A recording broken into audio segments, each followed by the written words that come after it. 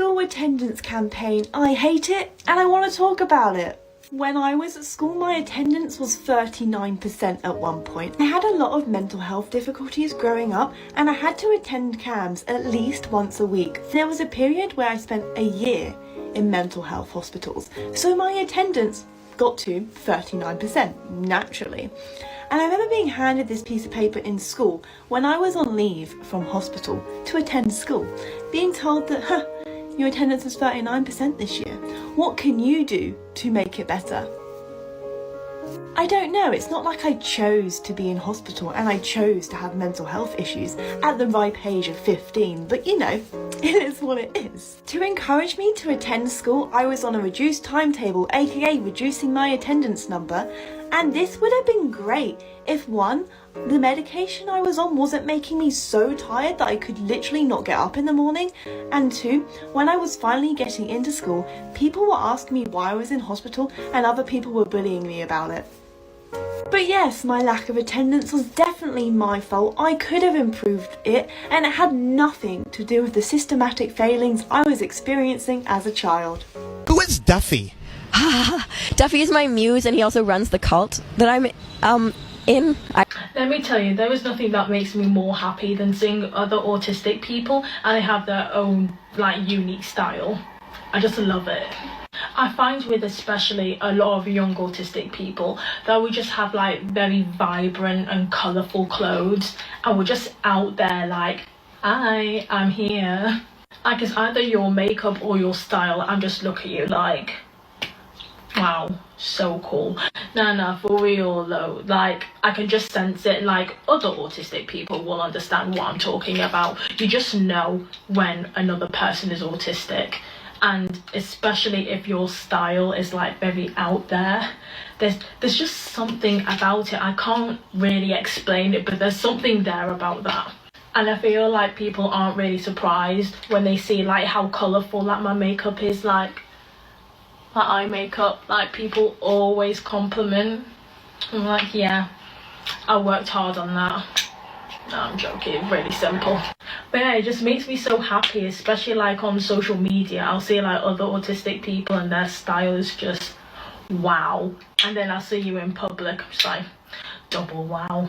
But yeah, a little autistic joy there. One thing that I wish people would always know about autistic people is that we come with our own unique personality, just like everybody else, but that we also have our own skill sets and support needs and challenges and traits that make us who we are in a more circular spectrum of autism instead of just a linear one where it's little autistic to very autistic, and that we often have traits on either side of this that can sometimes make it a very visible disability and sometimes an invisible one.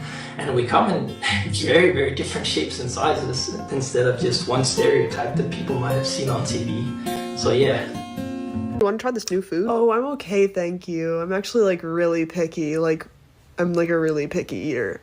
I'm really picky. What kind of music are you into? I kind of only listen to a couple bands right now because when I get into an artist, I get really into them. So yeah. Do you mind if I leave a bit early? Oh, okay. It's kind of just really loud here. Really loud, and there's a lot of people. So yeah, do you mind if I just head back to somewhere quiet? Hey, what's your sexuality? I don't really know. I kind of have a really complicated relationship with my sexuality and my gender now that you mention it. Oh, alright. Yeah, I don't know what the fuck I am, actually. Could you grab something for me? It's actually just upstairs in the room to the left, in the drawer of the cabinet next to the bed, in the top I'm sorry, drawer. I'm not gonna remember any of that. Oh, okay. I don't know. I'm just really bad at taking multiple instructions at once. Do you mind showing me where that is? That would defeat the purpose of you getting the thing. Oh, sorry. Dude, I thought you were disabled. You just carried that 100-pound air conditioner unit and stuck it in the window like it was nothing. I'm disabled. Doesn't mean I'm not strong. Yeah, it kind of does, doesn't it? No. Okay, look. You know how, in video games, you have, a health bar or stamina bar? Yeah. So for a non-disabled person like you, your stamina bar might look like this. Or mine looks like this.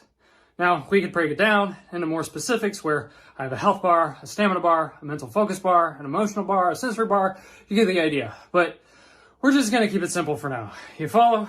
I get the analogy, but... So we're going to grossly oversimplify my disabilities and say that my one metric is stamina. Now, every single thing that you do in a day costs stamina. So like taking a shower?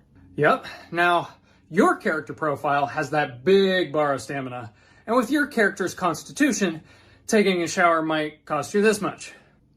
Actually, for me, taking a shower boosts my stamina. So there you go. For me, taking a shower costs this much stamina. Then there's brushing teeth, getting breakfast, getting the kids to school. Oof, that one hit. You're telling me. Now, today when I woke up, I found that I had a bigger stamina bar than normal. So I decided to knock out some things that my stamina bar hasn't allowed me to accomplish for like months. Like putting in the air conditioner. Yep. But now that you've done that, look at your stamina bar. What does that mean? I have borrowed against stamina for my next day's gameplay. My character is now going to have to go through a multi-day rejuvenation period of rest to be able to build my stamina bar back up to my average. I get it, so you're like a level 20 character with a plus 65 damage bonus, but you're playing with a handicap. Literally. So basically, you get like one big attack and then you're out for the rest of the battle? Pretty much. It's like most people are playing on easy mode and I have my difficulty level set to impossible. Yeah, and you're still killing it. Thanks, mate. It sucks sometimes, to be sure. I like being able to destroy anything I hit, but I only get one swing per battle if I'm lucky. Well, I definitely want to be in your party, because you know I crush it. Yeah, you do. Started to cry, but then remembered I can buy myself flowers, write my name in the sand, talk to myself for hours, see things you don't understand. I can take myself dancing, and I can hold my own head. Yeah, I can. Let me tell you some bullshit about being an autistic adult. It's having to wait 3 to 5 business days to process complex emotions. When I was a kid, my problems were never that deep, meaning that I got Amazon Prime shipping on my emotional processing. Back then, when a sad thing happened, I could be sad right away and then move on with my day. And now when a sad thing happens, shipping takes 3 to 5 business days. You probably still have to pay for it. And when the delivery driver finally gets here, he throws the package at you and aims for your face. Hey guys, I wanted to come on here real quick to talk about what happens when you yell at an autistic person. When you yell at an autistic person, they will shut down and enter the fight, flight, or freeze mode. This is not a conscious decision. Freezing is fight or flight on hold, where they further prepare to protect themselves. Another term for it is reactive immobility or attentive immobility. When this happens, they stay completely still and get ready for the next move. Autistic people are unable to anticipate problems beforehand, so don't get frustrated when they don't do so. Anyway, we were at the grocery store and... Stop.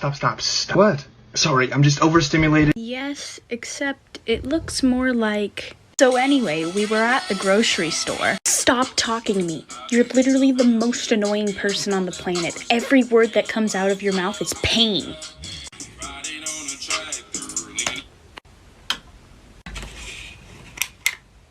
Is that better now? Yes. Thank you. I'm sorry.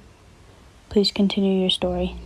Sometimes the person who's overstimulated doesn't even know that that's why they're bad right now. They just feel mad.